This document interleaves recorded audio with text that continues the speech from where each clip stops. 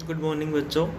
First of all, I would like to thank you for your performance in yesterday's video. I had made a request to watch the previous video that was related to the chapter A Question of Trust twice, and yes, everybody did what I had requested to all the students of 10th class. That was really appreciable from my side, and I felt very happy in the evening when I saw the views of my video. And in this way, if you will be keep doing like this, then every teacher, not only me, every teacher will be very happy by your output, right?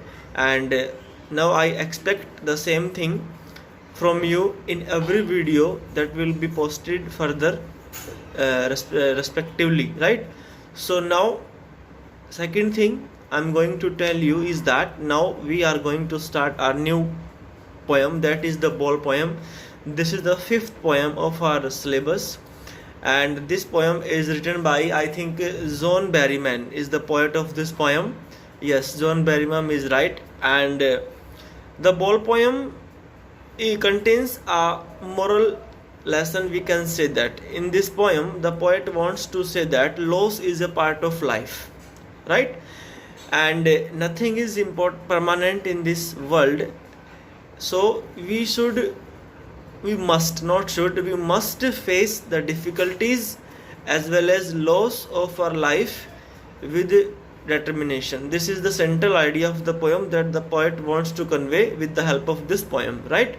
Hindi में समझो कि जीवन में नुकसान होते रहते हैं और नुकसान से हमें घबराना नहीं चाहिए, और वैसे देखा जाए तो ये जीवन है.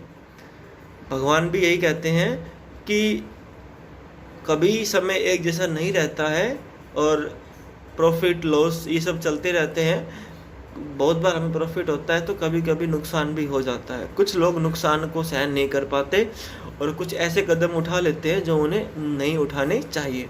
ये गलत है और ज़िंदगी बहुत ही अनमोल है. हमें भगवान के द्वारा दी गई इस ज़िंदगी की इज्जत करनी चाहिए, इसका पूरा सम्मान करना चाहिए और जीवन में कुछ करना चाहिए. ज़िंदगी भगवान ने हमें हार मानने के लिए नहीं दी है कि भाई समय हमारे खिलाफ है तो हम हार मान जाएंगे, घर हाथ पे हाथ धर के बैठ जाएंगे. ऐसा नहीं है.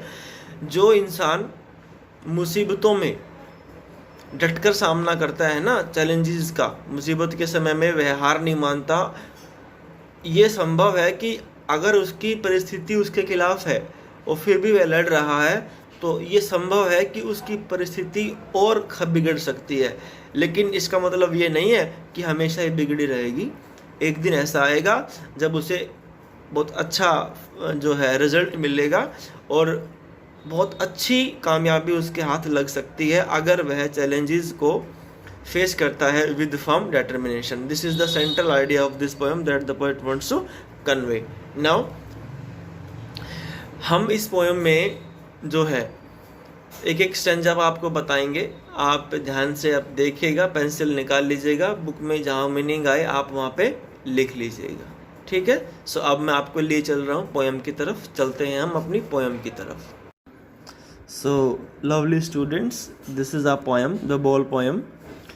Let's start. A boy loses a ball. एक बच्चा अपनी एक बॉल खो देता है. He is very upset. बहुत वह उदास है. A ball does not cost much. एक बॉल की कीमत बहुत ज़्यादा नहीं है. Nor is it difficult to buy another ball. ना ही दूसरी बॉल खरीदना मुश्किल है. Why then is the boy so upset? फिर ये बच्चा इतना upset क्यों है? Read the poem to see what the poet thinks has been lost. पढ़ो और जानो कि क्या है जो गुम हो गया है. And what the boy has to learn. और बच्चे को क्या सीखना है from the experience of losing something. कोई भी चीज़ जब गुम हो जाती है उस अनुभव से वो क्या सीखता है ये हम पता लगाएंगे. बहुत छोटी सी पोएम है. Let's start. What is the boy now who has lost his ball. अब उस बच्चे का क्या होगा, वह बच्चा क्या करेगा जिसकी बॉल गुम हो चुकी है. What is he to do. अब उसे क्या करना है. आई सो इट को, मैंने इसे जाते हुए देखा बॉल को. मैरीली खुशी खुशी, बाउंसिंग जंप करते हुए ये बॉल जा रही थी, डाउन द स्ट्रीट नीचे गली की तरफ, and then merrily over there it is in the water, फिर यह खुशी खुशी पानी में चली गई। यहाँ पे हमारा फर्स्ट स्टेंजा कंप्लीट होता है, ठीक है। वह नीचे जा रही थी धीरे धीरे और फिर पानी में चली गई। नेक्स्ट, नो यूज टू से ओ देर आर अदर बॉल्स, ये कहने का कोई फ़ायदा नहीं है कि वहाँ पर दूसरी बॉल्स भी है, अगर एक गुम हो गई है तो आप दूसरी से अपना काम चला सकते हैं। An ultimate shaking grief fixes the boy, उस बच्चे को एक अल्टीमेट दुख ने जकड़ लिया है, मतलब उसके मन में एक अजीब सी बेचैनी हो गई है। ग्रीफ का मतलब होता है दुख, शेकिंग का एग्जैक्ट मीनिंग तो होता है हिलाना, अल्टीमेट का मतलब क्या होता है unique. Okay, as he stands rigid, rigid का मतलब होता है बिल्कुल सीधा, जब वह बिल्कुल सीधा खड़ा हो गया है बॉल गुम होने के बाद। ट्रेम्बलिंग, काँप रहा है। स्टेयरिंग डाउन, नीचे की तरफ जो है वो घूर रहा है।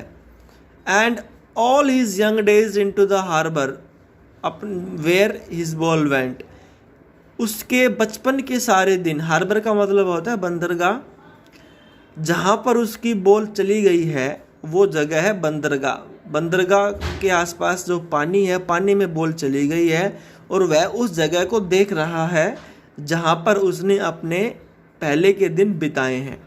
I would not intrude on him, मैं उस बच्चे के मामले में हस्तक्षेप नहीं करूँगा, इंटरफेयर नहीं करूँगा। इंट्रूड का मतलब यहाँ पे इंटरफेयर। ए डाइम, डाइम का मतलब होता है 10 सेंट, यूएस के अंदर यूज़ होती है ये यूनिट। ये डाइम जो है उस बॉल की कीमत है। अनदर बॉल इज़ वर्थलेस, बहुत ही कम है, एक डाइम उसकी कीमत है। Now he senses first responsibility in a world of possessions, इस भौतिक संसार में उसे सबसे पहले अपनी जिम्मेदारी का एहसास होता है। पोजेशंस का मतलब होता है भौतिकवाद, मतलब चीज़ों को अपना बनाना। पीपल विल टेक बॉल्स, लोग बॉल खरीदते रहेंगे।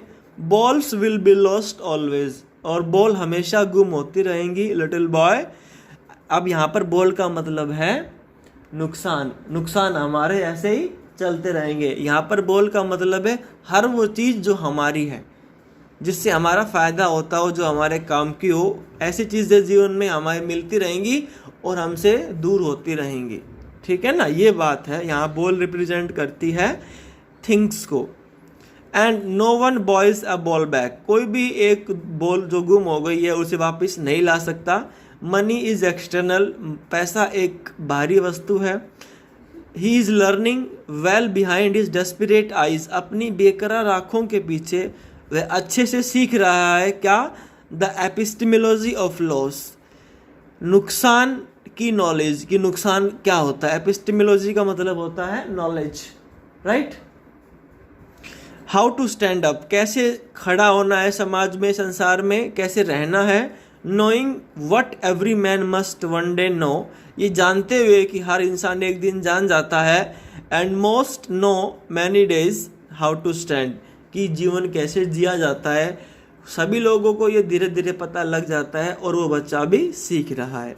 तो dear students, here our poem finishes and now I will send question answer of this poem after 2 p.m. Thank you. Have a good day.